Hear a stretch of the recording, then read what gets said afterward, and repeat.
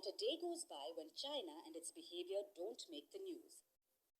This time, Chinese actions have sparked outrage almost 10,000 kilometers away. Residents in Nigeria's capital Abuja are enraged with the way they've been treated. A Chinese supermarket in Nigeria is at the center of controversy. The shop is located in a building run by the Chinese Chamber of Commerce in the Nigerian capital.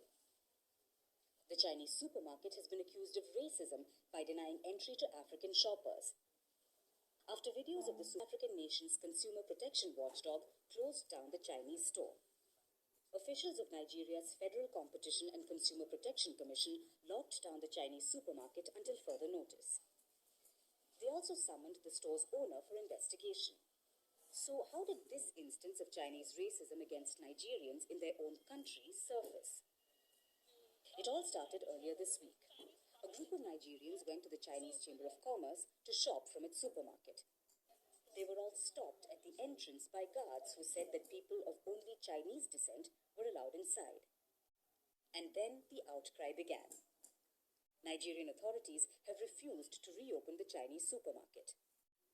However, the racist attitude by Chinese towards Nigerians and Africans is nothing new. Reports highlight that Chinese social media is full of anti-African content. And despite calls for controlling racism on Chinese social media, Beijing has done almost nothing about it. Chinese racism came into spotlight even before the COVID-19 pandemic. Africans who were living in China became victims of Chinese racism repeatedly. Over the years, reports of Africans being treated unfairly by the Chinese have become far too frequent. It reached a point where governments had to intervene to douse the flames.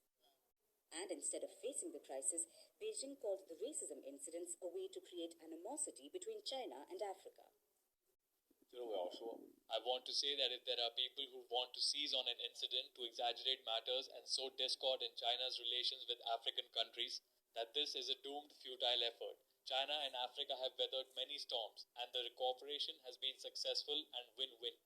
How relations are between China and Africa, and whether or not cooperation is good, African countries and the people of Africa know in their hearts exactly how things stand.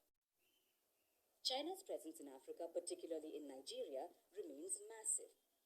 There are at least 10,000 Chinese living in Nigeria. And Beijing is credited for opening major ports and infrastructure projects in Abuja. However, China has openly engaged in arm twisting and discrimination against locals.